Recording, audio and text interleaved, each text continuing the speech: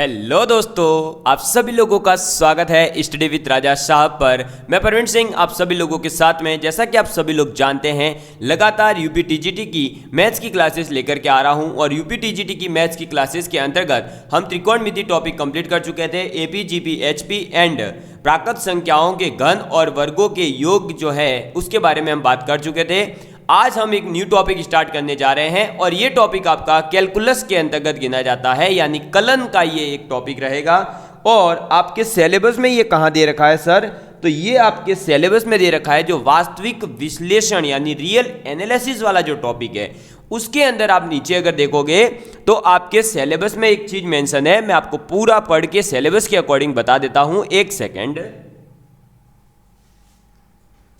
तो दोस्तों उसके अंदर लिखा है कि सीमा व सातत्य वास्तविक मान वाले फलनों की सीमा, वाम पक्ष और दक्षिण पक्ष सीमा, फलन का सातत्य, सतत फलनों की विशेषताएं, असातत्य और इसके प्रकार यानी limit, left hand limit, right hand limit, और उसके बाद में देखो लिमिट, कंटिन्यूटी, दो चीज़ें, और फिर left hand right hand limit, और जो आपके फंक्शंस है वो अगर कंटिन्यूअस है तो उसके बारे में बताइए, और अगर वो डिसकंटिन्यूअस है और जो डिसकंटिन्यूटी होती है उसके टाइप्स कितने हैं। मतलब आपको कंटिन्यूटी एंड लिमिट ये दो टॉपिक इसके अंदर पढ़ने हैं, ठीक है। तो आज हम पढ़ने जा रहे हैं लिमिट के बारे में। तो लिमिट है क्या?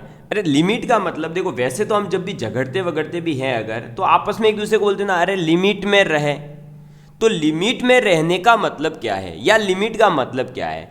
तो लिमिट का मतलब है दोस्तों बेसिकली कि आपके पास में एक फंक्शन दे रखा होगा, उस फंक्शन की वैल्यू जो है वो किसी वैल्यू के आसपास होगी, वो लिमिट में होगी। ऐसा नहीं है कि उसकी कुछ भी वैल्यू आ रही होगी, उस टाइप से आप कह सकते हैं, ठीक है। बाकी हम जो है मैथ्स के अंदर लिमिट की वैल्यू क्या होती है, कैसे निकालते हैं, वो सीखेंगे, वो ज़्यादा इंपॉर्टेंट है। लिमिट की उसके ऊपर डिस्कशन करना कि लिमिट आखिर में है क्या, वो मुझे ज़्यादा बेनिफिशियल नहीं लगता है। अच्छा ये लिटी बन गया भाई, इसको लिमिट बनाओ, ये लो लिमिट, क्लियर है। अब देखिए इसके अंदर देख तो let us consider a function F x. आपने कोई फंक्शन लिया एफ एक्स, उसकी वैल्यू है एक्स स्क्वायर माइनस 4 अपॉन में एक्स माइनस 2। कितनी है?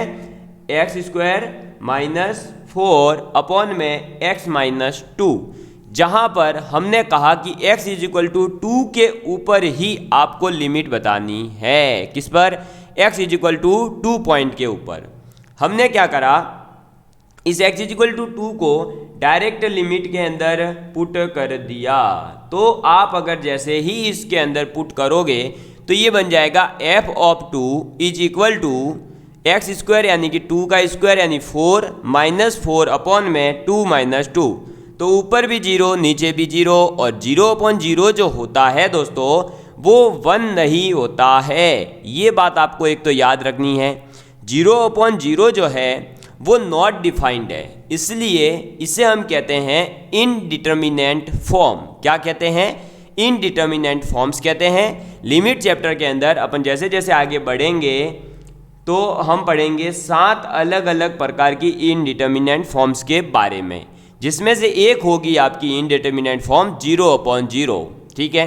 अभी 0 अपॉन 0 अगर f ऑफ 2 की वैल्यू है तो हम इसको तो डिफाइन ही नहीं कर सकते।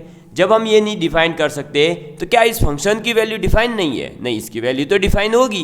कैसे होगी अब वो सीखना है, और वहीं हमारी लिमिट सीखेंगे हम। तो देखिए F X is equal to मैं लिख सकता हूँ x minus 2 into X plus 2। क्यों सर? क्योंकि देख बेटा X square minus Y square बराबर क्या होता है? तो बराबर होता है एक्स माइनस वाई गुणा एक्स प्लस वाई। ये होता है, क्या होता है? X square minus Y square is equal to X minus Y और इंटू में एक्स प्लस वाई। समझ में आई बात? क्लियर है।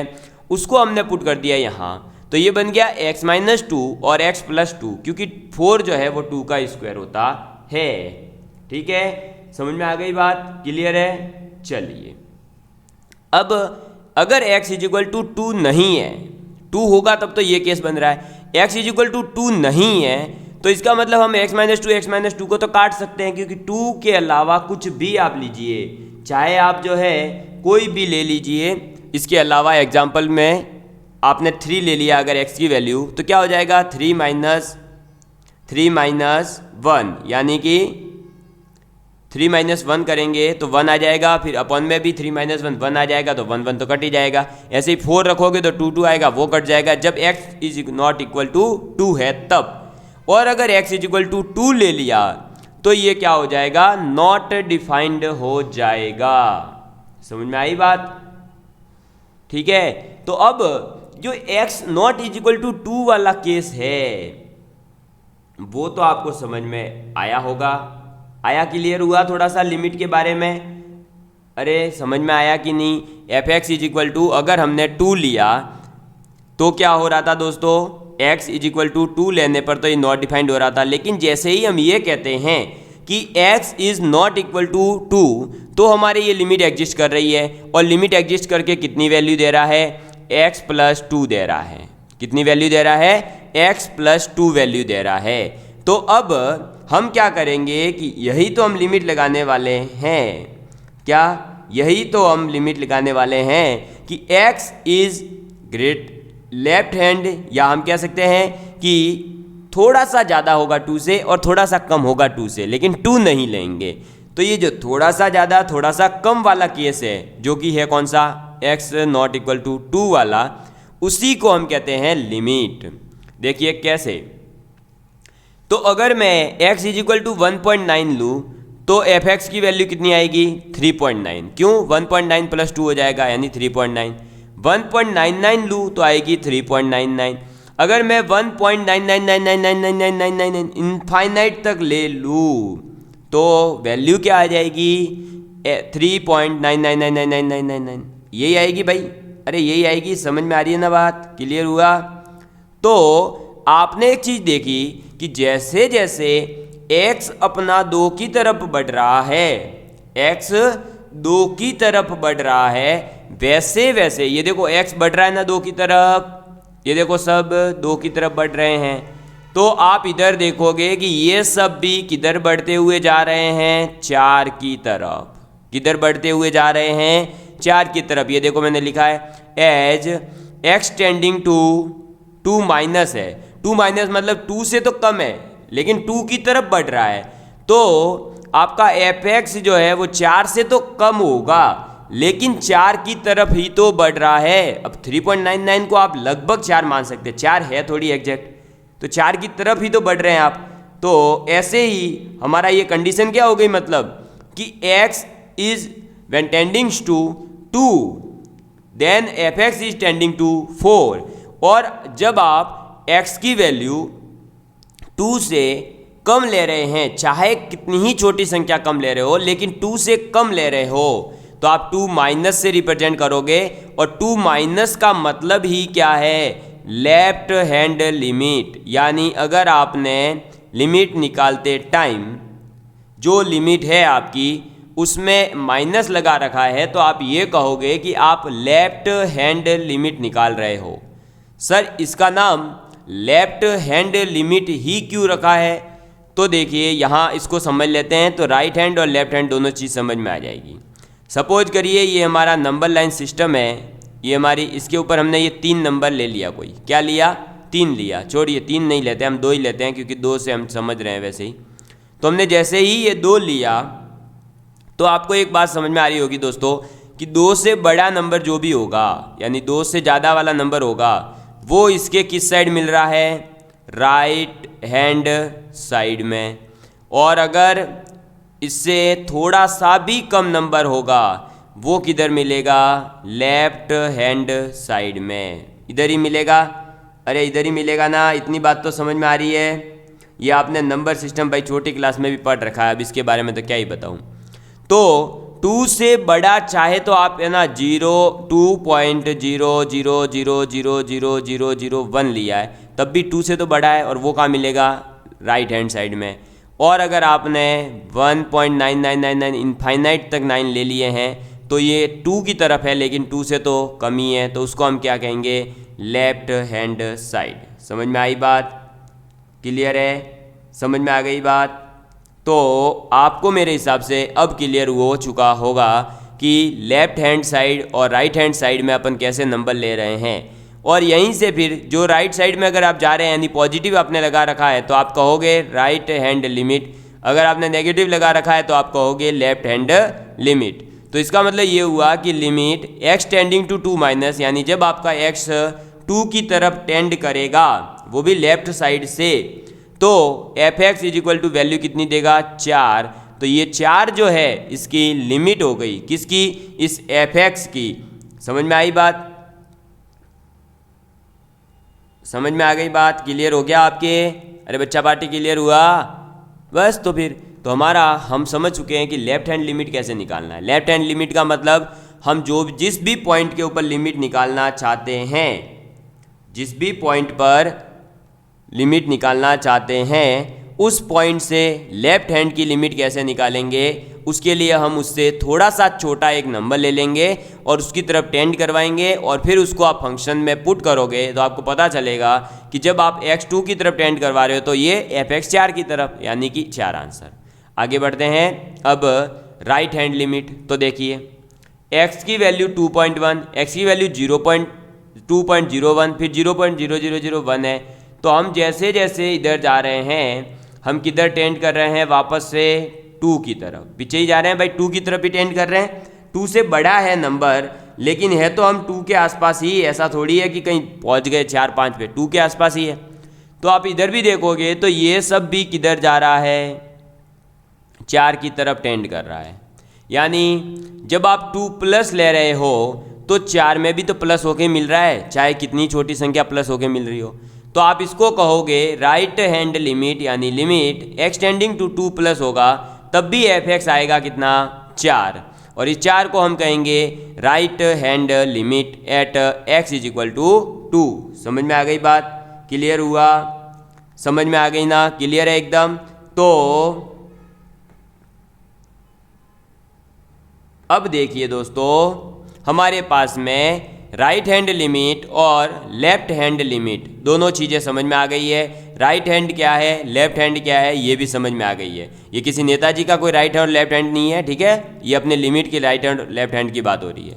अब इफ LHL यानी कि राइट हैंड लिमिट और लेफ्ट हैंड लिमिट दोनों बराबर हो जाए, क्या हो जाए, दोनों बराबर हो जाए, तो आप इसे क्या कहोगे, तो आप इसे कह दोगे कि इस पॉइंट की या इस फंक्शन की लिमिट एग्जिस्ट कर रही है, वो भी कहाँ पर, x इज इक्वल टू 2 पर।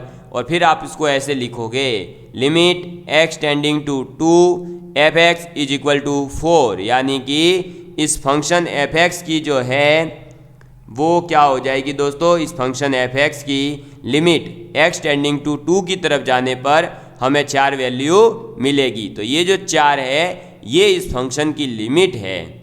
समझ में आ गई बात, क्लियर है? तो ये कब होगा, तो आपको यहाँ बात क्या याद रखनी है कि लेफ्ट हैंड लिमिट और राइट हैंड लिमिट अगर इक्वल आ जाए तो आप कहोगे कि, क्या कहोगे दोस्तों, आप क्या कहोगे भाई, बोलो रे, अरे टाइप करो, बोलो मतलब टाइप करो, या फिर अपने घर पे बैठे बैठे बोलो, पढ़ रहे हो तो बोलिए। जो कहते हैं ना कि नींद आती है तो बोलो आप कि सर ने बोला लिमिट एग्जिस्ट कब करेगी, तो राइट हैंड लिमिट और लेफ्ट हैंड लिमिट जब इक्वल आ जाए एक ही पॉइंट के ऊपर तो हम कहेंगे लिमिट एग्जिस्ट कर रही है। अब हम बढ़ते हैं आगे। तो अब दोस्तों आपको जो याद रखना है वो सिर्फ एक छोटा सा ये पॉइंट है, वो बता रहा हूँ मैं आपको, जिसको याद रखना है और इसको सॉल्व करने पर आपका आंसर आ जाएगा और फिर हम करेंगे आगे क्वेश्चन। देखिए क्या कह रहा है ये point, let f(x) will exist if x tending to a। f(x) जो है वो एग्जिस्ट ही तब कर रहा है जब x टेंडिंग टू a हो, ठीक है ना। अगर exact x is equal to a पर पुट कर रहे हो तो नॉट डिफाइंड आ रहा हो, तब ही आप ये लिमिट निकालोगे।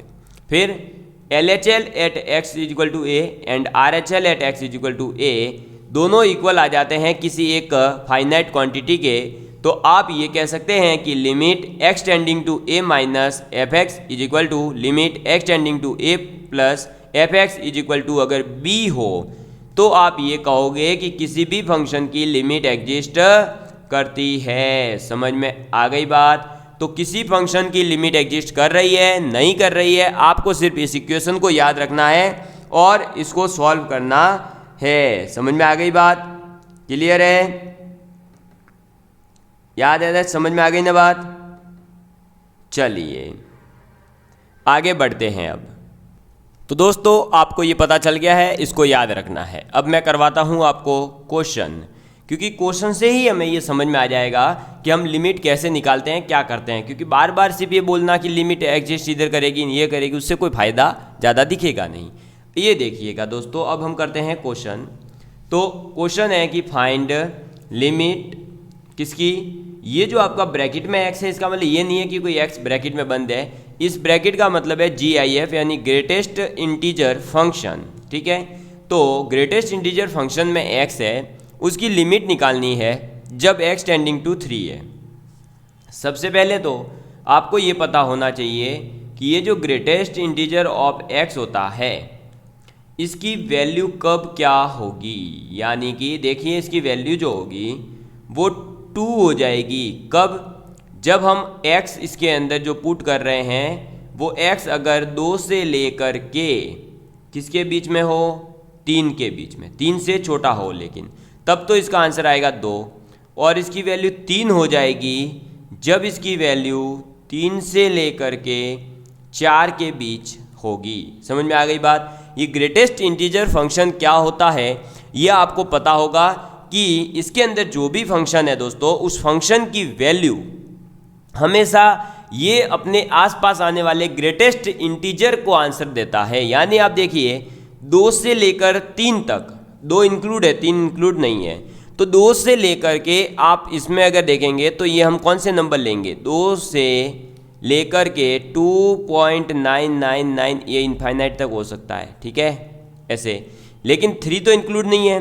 तो 2 से लेकर 2.999 के बीच में जो सबसे बड़ा ग्रेटेस्ट इंटीजर जो होगा, और इस 2 से लेकर इतने में इंटीजर जो आएगा वो केवल और केवल इंटीजर आएगा। कौन सा इंटीजर? 2 आएगा। कौन सा इंटीजर आएगा? 2। तो इसका आंसर हो जाएगा फिर आपके 2। तो इस बेस पर ऐसे ही 3 से 4 के बीच में 3 ग्रेटेस्ट इंटीजर होगा तो 3 आंसर। अब देखिए हम निकालते हैं इसकी लेफ्ट हैंड लिमिट, और लेफ्ट हैंड लिमिट निकालेंगे तो limit x tending to 3 minus, left hand में तो माइनस हो जाएगा, और किसकी? आपके ग्रेटेस्ट इंटीजर ऑफ x की। तो दोस्तों आप यहाँ जैसे ही लिमिट निकालेंगे तो ये हो जाएगा limit x tending to -3, 3 minus है, ठीक है, -3 बोलूँ चाहे 3 माइनस बोलूँ उससे कोई नहीं, लेकिन आपको ये जरूर याद रखना है कि यहाँ पर जो है आपके क्या हो जाएगा दोस्तों, क्या हो जाएगा, तो आपका जो 3 माइनस है उस 3 माइनस का मतलब है कि आप लेफ्ट हैंड में हो। ठीक है, यहाँ कोई -3 की क्वांटिटी नहीं है, 3 माइनस का मतलब आप लेफ्ट हैंड में हो, और लेफ्ट हैंड में जब हो यानी 3 से जब कम संख्या है तो आपका आंसर क्या आएगा? 2। तो ग्रेटेस्ट इंटीजर ऑफ x की जगह क्या पुट करोगे आप? 2। तो इसकी जो लिमिट है वो हो जाएगी 2, क्योंकि यहाँ कोई x बचा ही नहीं जिसमें आप पुट करें, तो डायरेक्ट 2 आंसर। इधर राइट हैंड लिमिट, अब राइट हैंड लिमिट में भी क्या हो जाएगा? Limit x tending to 3 plus, और इधर आ जाएगा greatest integer of x is equal to limit x tending to 3 plus, और ग्रेटेस्ट इंटीजर ऑफ x में 3 से ज़्यादा नंबर है, यानी 3 से बड़ा है x, लेकिन 4 से तो छोटा होगा, तो ये वाला, तो आंसर कितना आएगा? 3। तो यहाँ ये लिमिट कितनी आ गई? 3।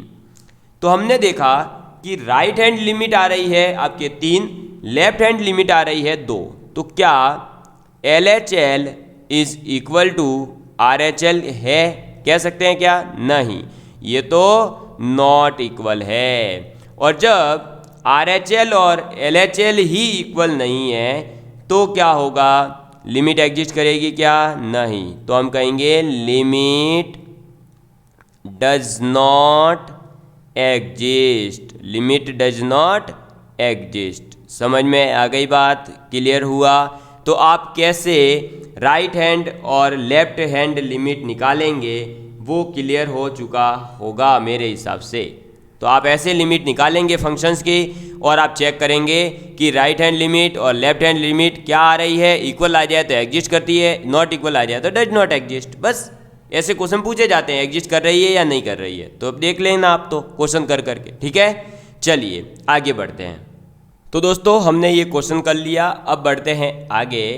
नेक्स्ट हमारे आ जाता है कुछ इंपॉर्टेंट नोट पॉइंट्स के बारे में। और ये नोट पॉइंट्स जो भी लिखवा रहा हूँ ये बहुत अच्छे से रिगरसली इतने अच्छे तरीके से याद हो जाने चाहिए, ठीक है। इतने ज़्यादा अच्छे तरीके से याद हो जाने चाहिए कि आपको अगर नींद में भी कोई पूछे तो आप इनको सही बताएंगे, ठीक है। जैसे देखिए पहला पॉइंट तो अभी जो हमने पीछे क्वेश्चन करा था उसी पे बेस है कि limit of greatest integer of x and fractional part of x. Fractional part जो है ये मंजिला ब्रैकेट में होगा। अगर आपके बड़े ब्रैकेट में एक्स है तो आप ग्रेटेस्ट इंटीजर फंक्शन कहेंगे। मैं यहाँ लिख देता हूँ, ये होगा आपका ग्रेटेस्ट इंटीजर फंक्शन और ये होगा फ्रैक्शनल पार्ट फंक्शन, ठीक है। इन दोनों की जो लिमिट होगी वो कभी भी इंटीजर कोई भी हो वहाँ एग्जिस्ट ही नहीं करेगी। ये DNE का मतलब है डज नॉट एग्जिस्ट, ठीक है। तो आपको ये बात याद रखनी है कि किसी भी फंक्शन की लिमिट जो है ग्रेटेस्ट इंटीजर पर और अगर फ्रैक्शनल पार्ट वाला फंक्शन दे दिया तो ये दोनों फंक्शन की लिमिट एग्जिस्ट नहीं करती है इंटीजर के ऊपर। समझ में आ गई बात? ये चीज़ आपको याद रखनी है। तो आप डायरेक्ट कह सकते हैं जैसे ही क्वेश्चन दिखे, अगर वहाँ इंटीजर है मतलब x टेंडिंग टू 3 है, 4 है, 5 है, ऐसा कोई इंटीजर दिख रहा है, आप कह दो कि यहाँ पर लिमिट एग्जिस्ट नहीं करेगी। क्यों नहीं करेगी? तो ग्रेटेस्ट इंटीजर वाला तो बता ही दिया कि उसके अंदर ग्रेटेस्ट इंटीजर में क्या है कि 2 से लेकर 3 के बीच में जो सबसे बड़ा ग्रेटेस्ट इंटीजर होगा वो आंसर होता है। फिर आगे जाओगे तो 3 से 4 के बीच होगा। और फ्रैक्शनल पार्ट में क्या होता है कि आप इंटीजर को छोड़ देते हो, फ्रैक्शनल वाला पार्ट ही लेते हो। तो फ्रैक्शनल वाला पार्ट लोगे तब आपके क्या होगा, फ्रैक्शनल वाले पार्ट में आपके क्या हो जाएगा दोस्तों, तो आप वहाँ फ्रैक्शनल वाला पार्ट लोगे तो फ्रैक्शनल वाला पार्ट भी तो चेंज होगा भाई, है ना। इसलिए बाकी जब क्वेश्चन आ जाएगा फ्रैक्शनल वाले का तो वहाँ क्वेश्चन से और समझ में आ जाएगा। अब आ जाता है सबसे इंपॉर्टेंट कॉन्सेप्ट, वो है दोस्तों आप लोगों का इनडिटर्मिनेंट फॉर्म्स। और इनको बहुत अच्छे से याद रखना। और इनडिटर्मिनेंट फॉर्म्स अपनी मर्जी से मत बना देना कोई, जितनी बता रहा हूँ उतनी ही रखना। 7 है इनडिटर्मिनेंट फॉर्म तो 7 ही याद होनी चाहिए। 7 के अलावा 8, 9, 10 अपनी मर्जी से मत बना देना, क्योंकि हमें जो है यहाँ जैसे ही बताया जाएगा अच्छा 0/0 तो 0 × 0 भी होगी तो ये भी होगी। तो ऐसे अपनी मर्जी से कुछ मत बनाना, ठीक है। समझ में आ गई बात? क्लियर है? चलिए तो अब हम बात कर लेते हैं इन 7 इनडिटर्मिनेंट फॉर्म्स की। कौन कौन सी है? तो पहली है आप लोगों के 0/0, यानी किसी भी फंक्शन के अंदर आप जिस पॉइंट पर लिमिट पूछ रहा है वो पॉइंट पुट करते हैं और 0/0 आ जाए तो आप कहेंगे इनडिटर्मिनेंट फॉर्म है। फिर दूसरा, अगर इनफाइनाइट आ जाए तो आप इनडिटर्मिनेंट फॉर्म कहेंगे और ये कब आएंगे वो भी सब बता दिया जाएगा। तीसरा, अगर 0 × इनफाइनाइट आ जाए तो आप क्या कहेंगे, 0 × इनफाइनाइट आ जाए तो आप कहेंगे कि आपका ये भी एक इनडिटर्मिनेंट फॉर्म है। फिर चौथी आ जाती है इनफाइनाइट माइनस इनफाइनाइट आ जाए तो आप कहेंगे इनडिटर्मिनेंट फॉर्म है। और पांचवी आपके 1 की पावर में इनफाइनाइट आ जाए तो आप कहेंगे इनडिटर्मिनेंट फॉर्म है। 6th नंबर पर आ जाएगी 0 की पावर अगर 0 आ जाए तो आप कहोगे कि ये भी एक इनडिटर्मिनेंट फॉर्म है। और लास्ट 7th नंबर पर है अगर इनफाइनाइट की पावर 0 आ जाए, कितनी? इनफाइनाइट की पावर 0 आ जाए तो आप क्या कहोगे, इनडिटर्मिनेंट फॉर्म कहोगे। समझ में आ गई बात? तो इन 7 की 7 को आप जो है इनडिटर्मिनेंट फॉर्म्स को रट लोगे। क्लियर है? चलिए तो इसको आप नोट डाउन कर लीजिए। तो आपने ये 7 इनडिटर्मिनेंट फॉर्म्स याद कर ली। अब दोस्तों हम आगे बढ़ते हैं तो हमारे नेक्स्ट आगे आ जाते हैं कुछ इंपॉर्टेंट नोट पॉइंट और है इनके साथ में, उनको भी याद रखना। जैसे पहला नोट पॉइंट है कि 0 + 0, 0 - 0 और 0 × 0, ये सब जीरो ही होंगे, ठीक है। ये कोई इनडिटर्मिनेंट फॉर्म्स नहीं है, केवल 0/0 जो है वो इनडिटर्मिनेंट फॉर्म है। फिर दूसरा, 0 की पावर इनफाइनाइट जो होगा वो 0 ही होगा, ठीक है। उसको आप कुछ और मत बता देना। हाँ, इनफाइनाइट की पावर अगर 0 हो जाए तो इनडिटर्मिनेंट फॉर्म है। फिर इनफाइनाइट प्लस इनफाइनाइट और इनफाइनाइट गुणा इनफाइनाइट और इनफाइनाइट की पावर इनफाइनाइट, ये सब इनफाइनाइट ही होंगे, ठीक है। मतलब इनफाइनाइट प्लस इनफाइनाइट करो, चाहे इनफाइनाइट गुणा इनफाइनाइट करो, चाहे इनफाइनाइट की पावर में इनफाइनाइट लगा दो, वो सब इनफाइनाइट है।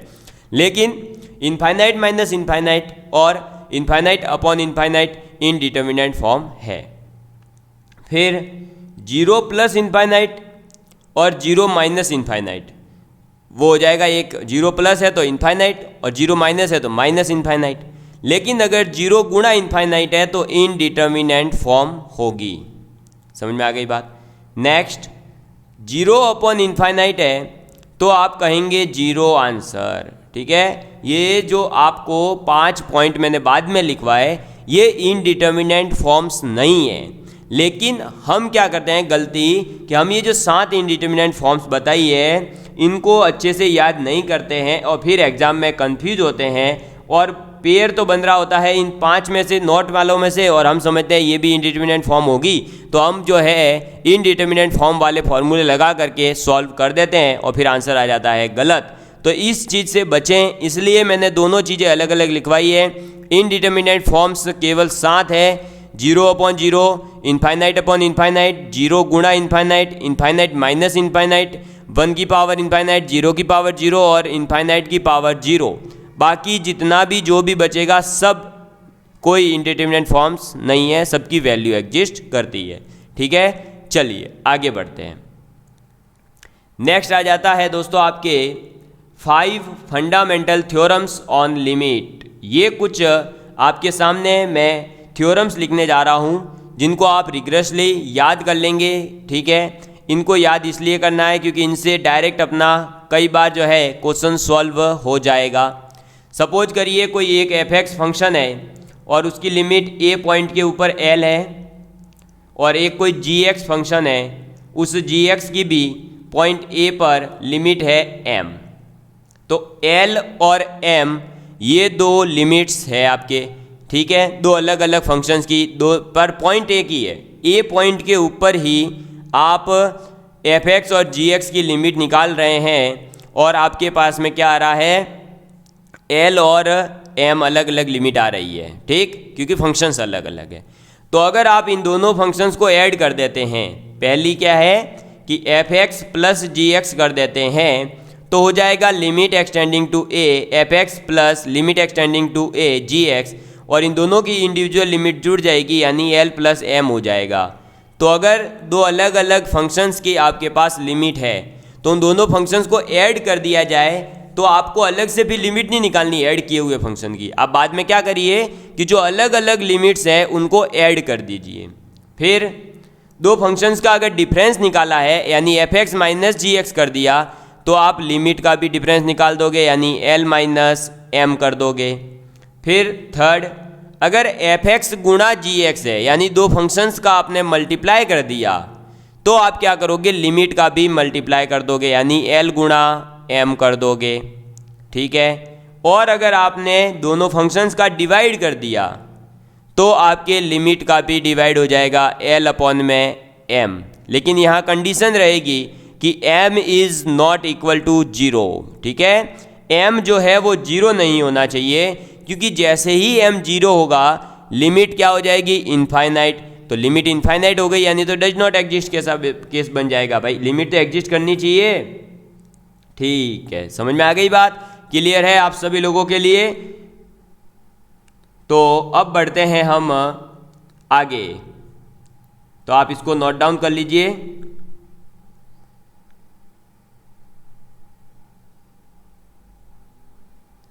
कर लीजिए इसको जल्दी से नोट डाउन। अब बढ़ते हैं हम आगे।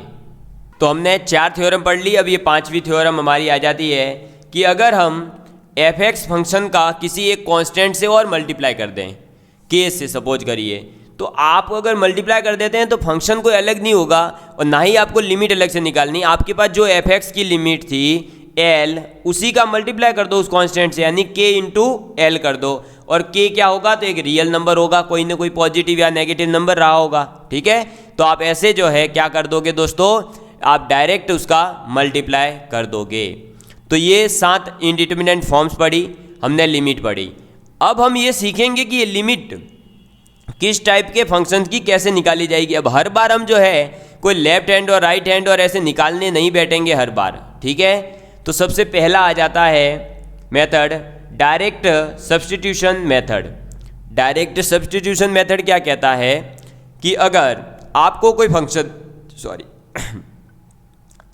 फंक्शन दे रखा है, आप उस फंक्शन के अंदर जिस पॉइंट पर लिमिट निकालनी है उसको पुट करते हैं, और पुट करने पर जो उस फंक्शन की वैल्यू बन रही है वो अगर इनडिटर्मिनेंट फॉर्म में नहीं है इंक्लूड, जो आपकी साथ मैंने इनडिटर्मिनेंट फॉर्म बनाई है उसके अलावा कुछ वैल्यू आ रही है, तो आप डायरेक्ट क्या कर दोगे, बस वही उसका आंसर कर दोगे। ठीक है, अगर वो 7 इंडिटरमिनेट फॉर्म बन रही है तो आगे अलग अलग और मेथड्स हैं, उनको यूज करेंगे। अब ये जो 7 इंडिटरमिनेट फॉर्म्स नहीं बन रही है तो क्या आंसर होगा, तो डायरेक्ट देख लो इधर।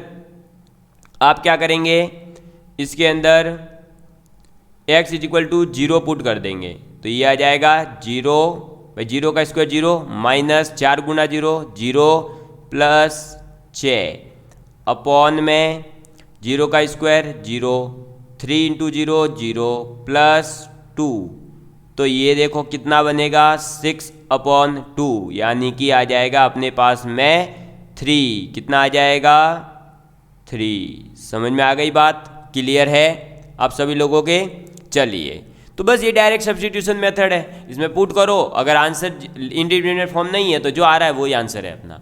जैसे इसमें देखो, अब नेक्स्ट वाले में limit x tending to 0 plus है साइन x की पावर 1/x, आप क्या पुट करोगे, 0 पुट कर दो, तो ये क्या बनेगा साइन 0 की पावर 1/0।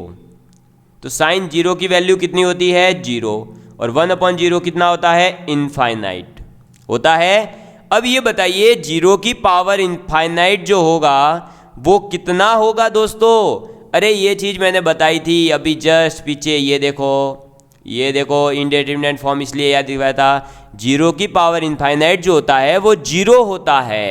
ठीक, इनफाइनाइट की पावर 0 जो है वो इंडिटरमिनेट फॉर्म है, 0 की पावर इनफाइनाइट नहीं। तो 0 की पावर इनफाइनाइट का मतलब 0, तो इसका लिमिट जो है वो कितना हो जाएगा, 0 हो जाएगा, और यही हमारा राइट आंसर कहलाएगा। समझ में आ गई बात, क्लियर है आप सभी लोगों के लिए। तो ये था हमारा डायरेक्ट सब्स्टिट्यूशन मेथड। ठीक है, चलिए आगे बढ़ते हैं। तो नेक्स्ट दोस्तों हमारे मेथड आ जाता है डायरेक्ट सब्स्टिट्यूशन के बाद में फैक्टराइजेशन। तो हमारा नेक्स्ट मेथड क्या था दोस्तों, फैक्टराइजेशन या रैशनलाइजेशन जिसे कहते हैं, उसके बारे में।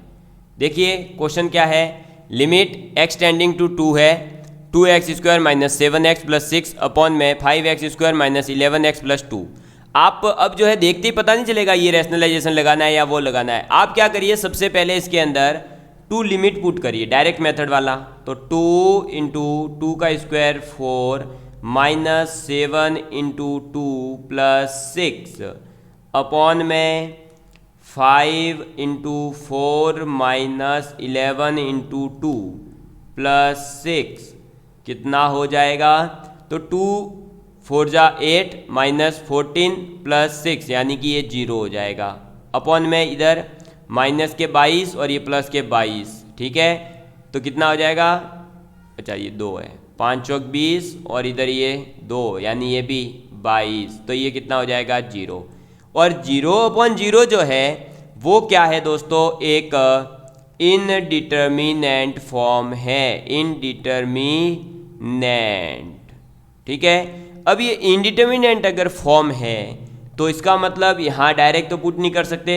अब हम क्या करेंगे, ऊपर भी क्वाड्रेटिक इक्वेशन है, नीचे भी क्वाड्रेटिक इक्वेशन है, तो इस क्वाड्रेटिक इक्वेशन को हम फैक्टराइज कर देते हैं। क्या कर देते हैं, फैक्टराइज। अब ये फैक्टराइजेशन कैसे होता है ये देख लेंगे।